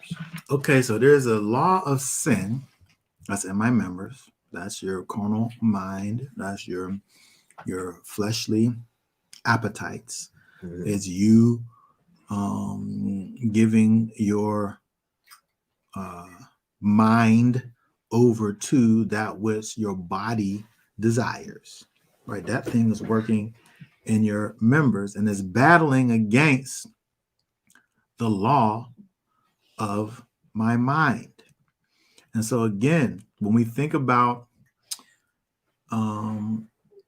the different situations where we talk about the mind, when we talk about the heart, right? When we think about the heart being desperately wicked, right? When we think about later on in Romans, where Paul talks about the mind being transformed. And so if it's necessary for your mind to be transformed, its original state is messed up. But this thing over here, the law of your mind, that's battling against the law of your members, these things are opposites of each other. And so when we think about what happens with the Ruach HaKodesh, and we talk about, when we think about the way that the Spirit works in our mind, right? Our renewed mind, our transformed mind, it changes our perceptions, right? It changes our understandings of things. It changes our judgments and our intellectual understandings, right? The Spirit does, the Ruach does, our renewed mind. So this battle that's going on is not a battle between our old mind, because our old mind is just it just listens to the law of our members. In fact, it's probably part of all of that. But our renewed mind, the thing that's battling inside of us, right, is this renewed mind that causes us to manifest the character of the Most High. And so when we think about the way in which we should be operating in this world, understanding that the Most High has, because the Most High has a thing for us to be doing, right? He has a purpose for our lives. He has a way that he will have for us to be, right? And through the Ruach HaKodesh, he's going to cause for us to reach those goals, to manifest those purposes in a way that is right. We have to be able to follow the leading and guiding of the Ruach HaKodesh in every situation, and know that if we trust in the power of the Most High, in the gift that Messiah has given to us, that Ruach HaKodesh is able to change our mental perspectives, right? Where when we look back at the forefathers, right, they needed to have their mental perspectives changed, right? Because there were things that were redeemable about what they were desiring, what they wanted to come to pass, but the way in which they reached those ends was it wasn't right. Right. And so thankfully we have Messiah that has died for us and has sent back his Ruach HaKodesh, and that has caused us to be able to be filled with his Spirit, which is able to place wisdom in our hearts, right? And we don't have to worry about these things that go on in our flesh, because when we're weak in our flesh, the Spirit is strong, right?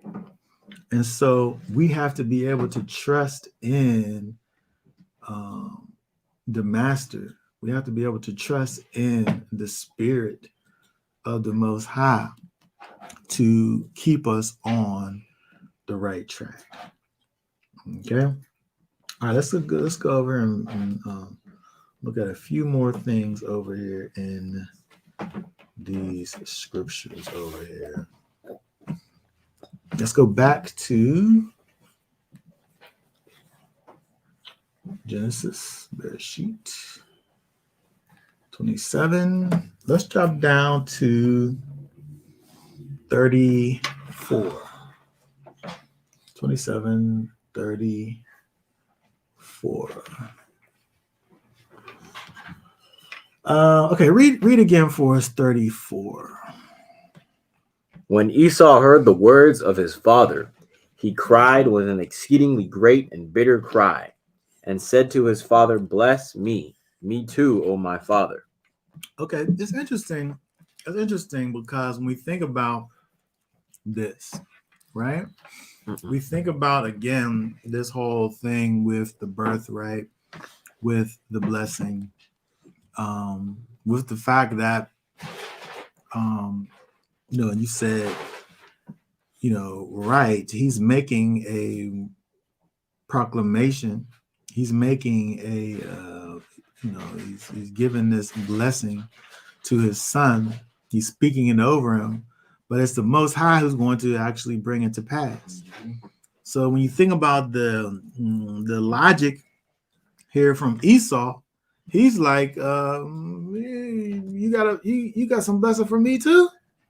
Just say that over me, like why you gotta just say it like you just got one of them, like can I just let me get some too, like. But I think that the connection there is when we think about, what he's already done in the situation, because again, when we think about what was at stake, we're talking about the blessing that went along with the birthright, because he says it, he makes the connection over here. Esau, he got me 2 times. He got me 2 times. This is the second time he got me. He took my birthright, and now he's taking my blessing. But what we have to understand is that the blessing, it goes with it. The only reason why Isaac is given the blessing to who he thinks is Esau is because of this whole birthright thing. He's the first son. But we have this situation where this positioning, which again was prophesied to have happened, but the positioning switched. And so even though, again, we look at the way in which the blessing was received by Jacob, there is a connection between the birthright and the blessing. If you got the birthright, you're supposed to get the blessing. And he gave the blessing. He gave the thing that belonged to the holder of the birthright. And so if they wasn't at the place where there was a full understanding of, who was the possessor of the birthright to receive the blessing and all of this, at this point, it's all the cat's all out of the bag at this point, right? Where he lets it be known, like, you name this boy Jacob, and he manifested his supplantingness, and he supplanted my whole situation, the birthright and the blessing, right? But if we notice with Esau, the blessing part is the part that he's most concerned about, because this really is the physical part. These are the things that he didn't think about when he gives away his birthright, is the fact that the blessing, the spiritual, the spiritual significance of the birthright brings about the physical blessings. Like there's physical blessings that's connected to the spiritual birthright. And so this is the part that he weeps over it. Right? Please, it says he exceedingly great and bitter cries to his father, bless me too, oh my father. Right? Because this now is the things. Right? The Most High is saying, just let the dew rain down from heaven and the blessings of the land. Hold on, where's the blessing at? What do you say?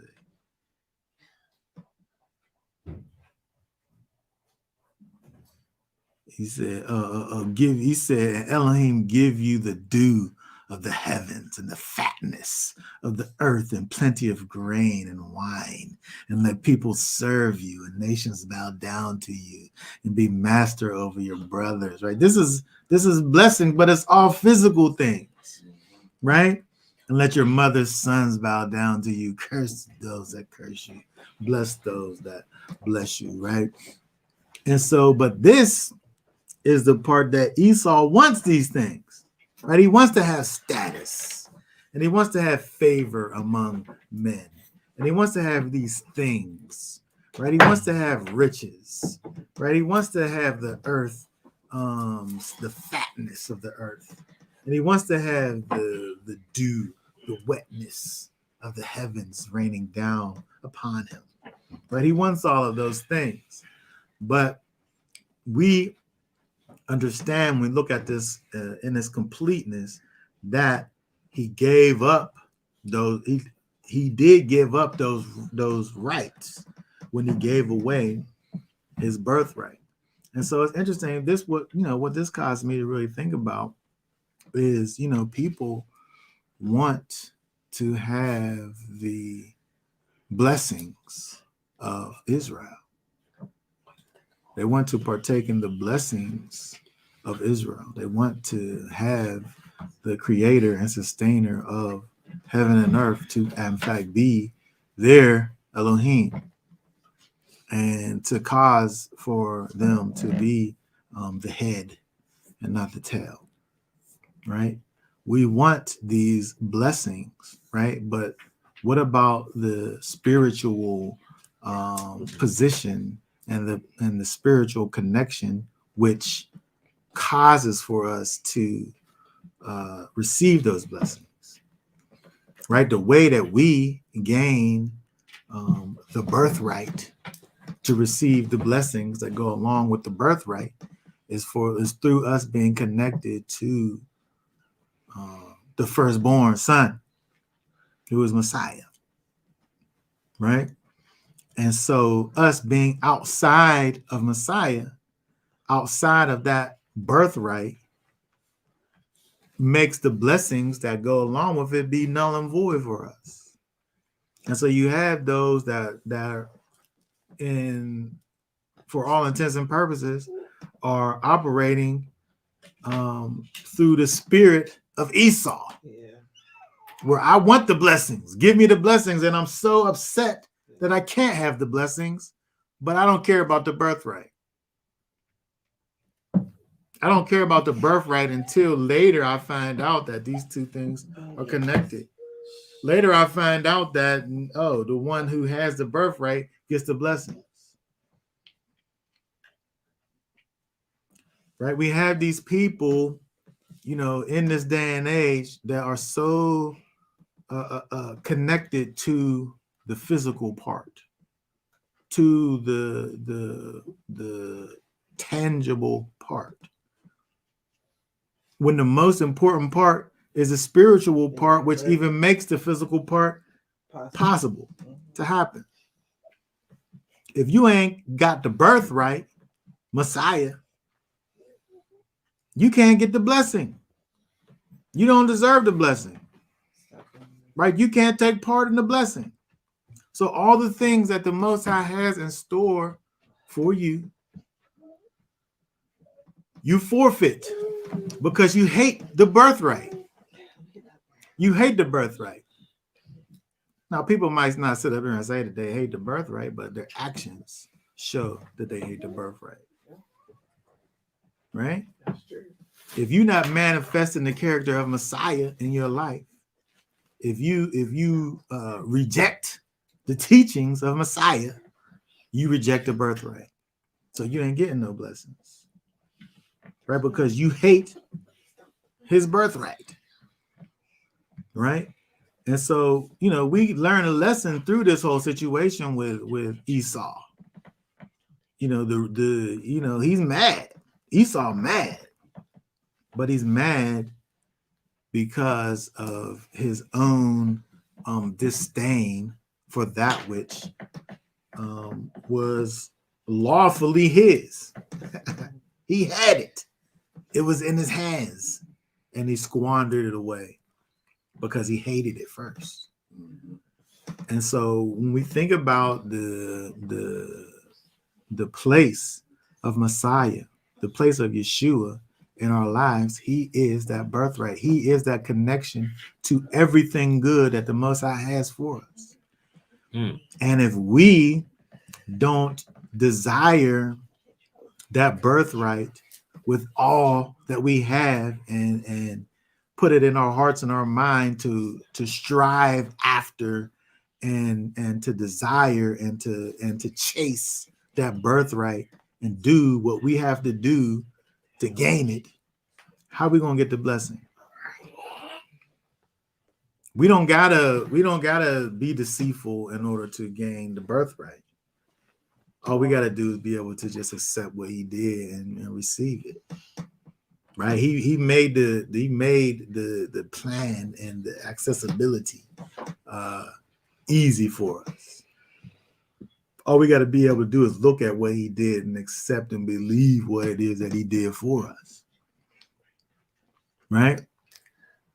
But the way that we actually prove that we've accepted it, the way that we prove that that we know that is true, is by walking in his light that he gives to us.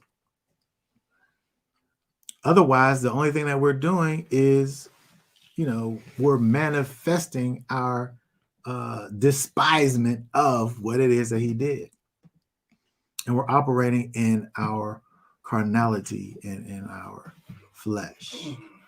And so, again, when we look at Jacob, Esau, we get these pictures, they're not perfect pictures, right? But they point us in the direction of Messiah. And this time we're dealing with two people who are basically the same. Because they kind of are untransformed, right? But Jacob. Right. We're seeing carnal Jacob. We're seeing Jacob at his base level. Because again, if we think about Jacob, Israel, Yeshurun, right? Jacob is the bottom, right? This is totally carnal Jacob, right? He's not even striving for spirituality. He don't necessarily want the thing that he even got. His mom wanted it for him. We don't know that he ever wanted any of this, right? He did kind of want the birthright. His mom, he wanted the birthright. His mom wanted to complete the package, right? That was her situation. And so again, we see Jacob has to be pushed into righteousness. So when we think about the comparison of Jacob, Esau, Jacob, Israel, Yeshurun, Jacob, he's at the bottom level, right? He hasn't even met with the Most High yet, right? That's down the line, right? When he wrestles with Elohim, right?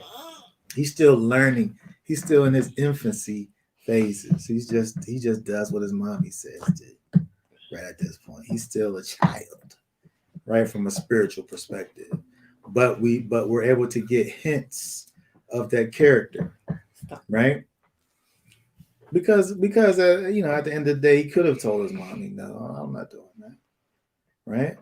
And so he you know, he wanted it, and it went along with things that he's already done, right? So he's moving in a particular direction, but he's still at that bottom level, right? And so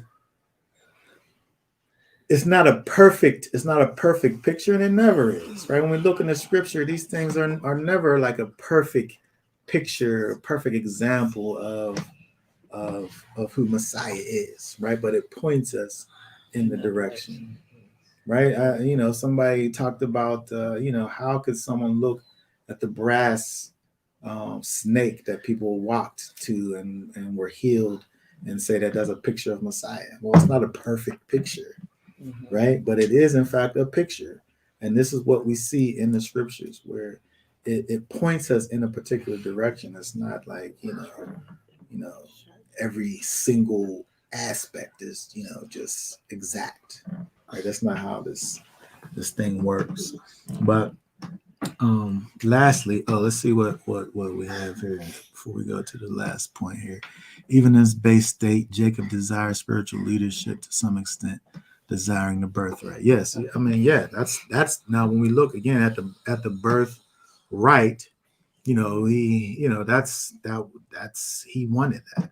He definitely desired it. So I don't want to take away from Jacob, and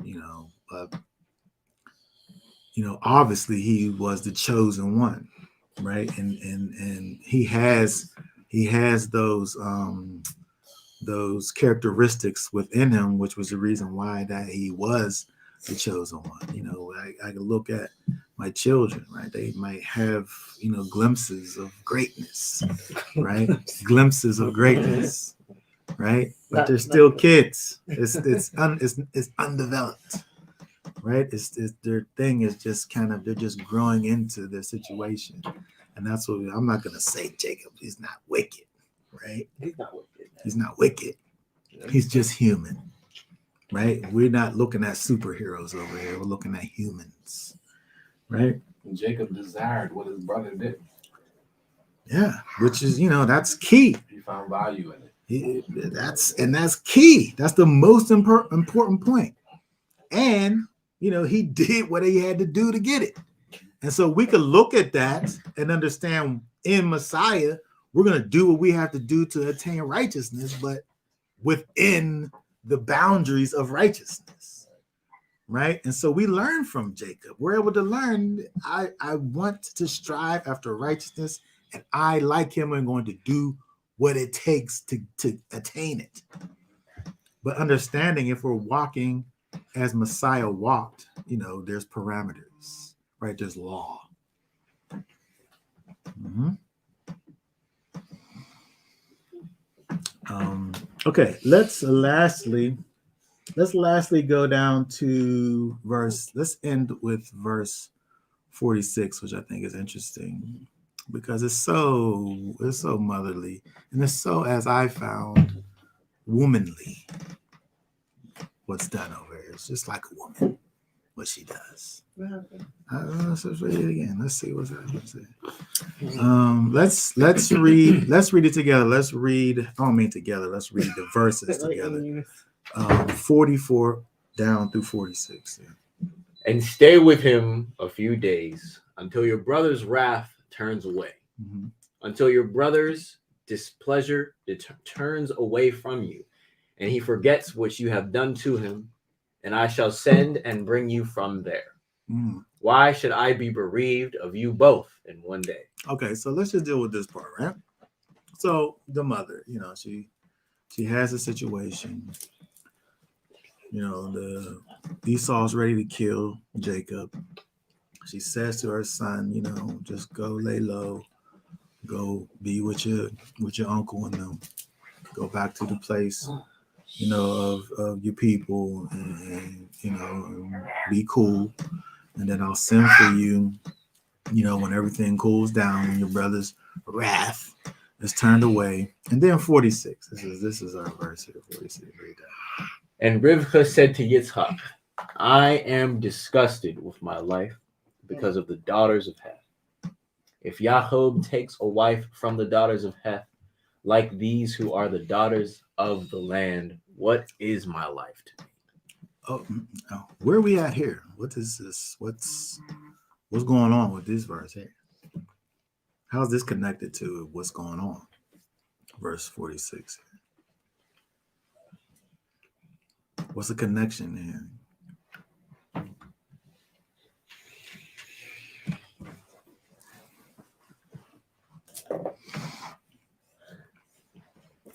I'll say what I think. When we look at, the situation, it's dire, really, for Jacob.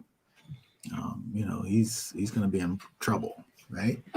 And then we have the mother, who cares so much for her beloved son. She's sending him off, right? She's sending him off, by the way, to the place where her people are. And so these daughters of Heth are said to have been a people that are in this land of Canaan, actually. So if he goes and bees with his family, this can't even happen. He's not going to take a wife with these people because he's not even going to be with these people. Right? That seems to be very strategic. She is very strategic, right? And so when you think about how the last chapter ends, when it talks about what Esau did, when Esau went and he got with these Canaanites, and it caused for his parents to be bitter as a result of it. It's almost as if she's kind of deflecting from the situation that's going on and bringing in some other situations kind of unrelated, maybe to aid in the comforting of her son, to kind of cause him to don't think about your brother trying to kill you. Think about trying to keep your mom happy and find the right kind of woman, and don't get with the wrong kind of woman. It's almost how she's not dealing with the pressures and the things that are currently existing, which is Esau is going to kill you, but keep your mommy happy. Make sure that you don't follow in the footsteps of your brother and follow after these strange women that are in this land. By the way, Heth means terror. Right, because to them that's what it is, right? Because when you look, the connections, the people really are these people that were connected to these 7 nations that were, and it ends up being the Canaanites. And so I'm saying that this is her way. I think is her way. If anybody else has any thoughts they can add to the situation. I witnessed my beloved at times, something could be happening or whatever, and then she can just flip to some other thing that's totally unrelated, but kind of brings a sort of brightness by way of distraction to the situation, which it seems like this is what Rivka's doing. This thing that she's talking about it can't even happen if Jacob does what she's saying.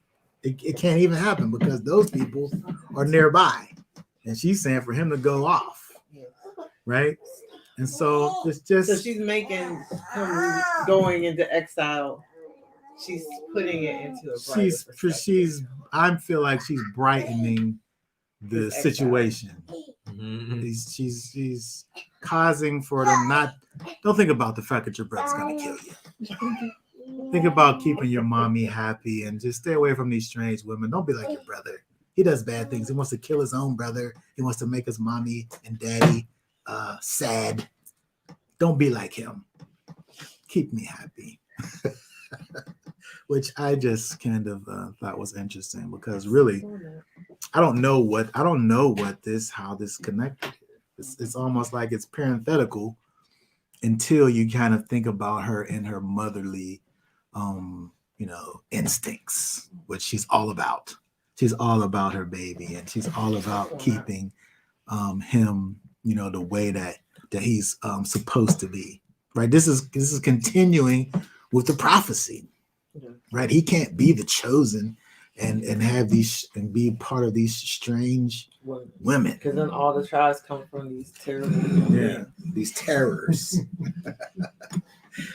I mean, this is the second time it's being mentioned about the wives he took. The wives Esau took. Yeah. They must have been horrible. Yeah. That's probably the worst one. Right. And but he's not mentioned, but the people that he took is mentioned 2 times. But it's being applied to Jacob. Don't marry them. Yeah.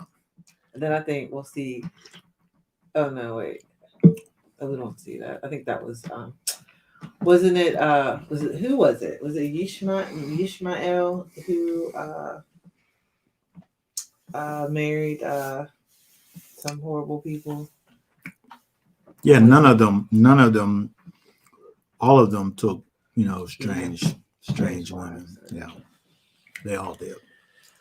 You know how things go in circles. Yes, absolutely. If the Canaanites is anything like these worldly women around here today, I'd be like, yeah, they don't marry that. Yeah. Yeah, and when you think about it, when you think about the connection that we can gain from it in terms of Jacob now, who has both the birthright and the blessing, it now becomes necessary for him to be able to maintain a certain thing about himself, right? Where it now is necessary now that he has this newfound position, birthright, and these newfound blessings that go along with the position. It's necessary for him to kind of maintain that situation. It's necessary for him to walk now, since that he's been justified. It's necessary for him to walk in sanctification. And Rivka is instructing her son here to be sanctified, right? Because he's already been justified. He's already been declared right? He's already received the position and received the blessing. And now she wants for him to maintain this and not to put a stain on the situation and to walk in it.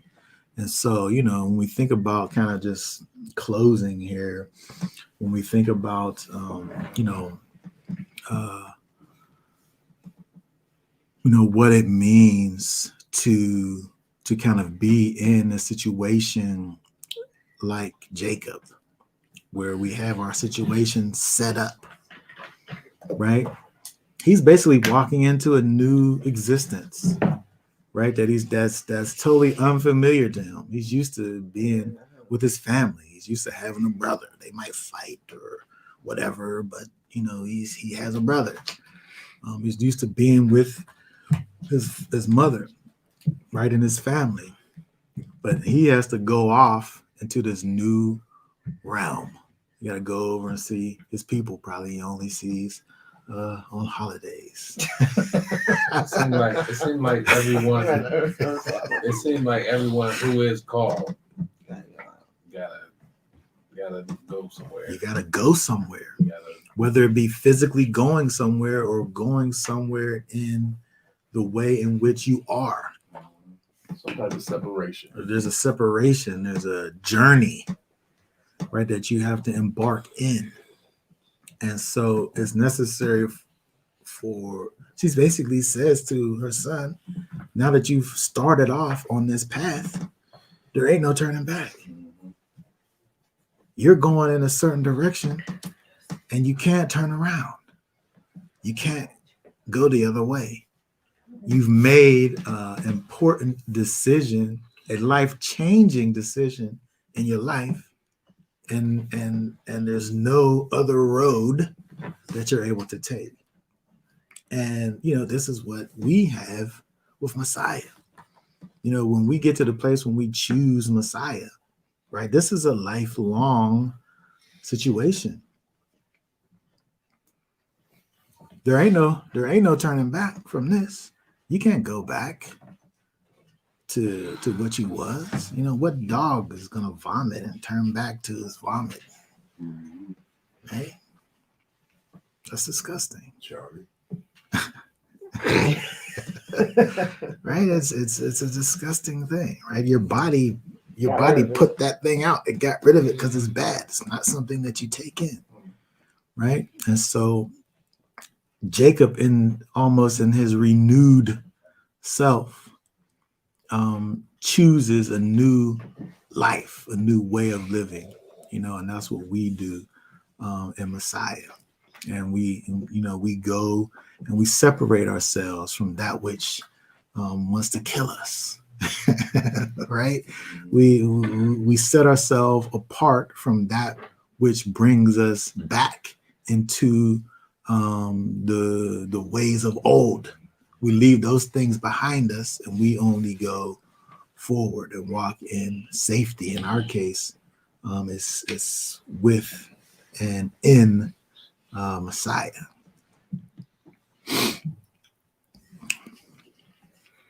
Okay. All right. So, does anyone have any last questions, thoughts, comments about anything before we close here?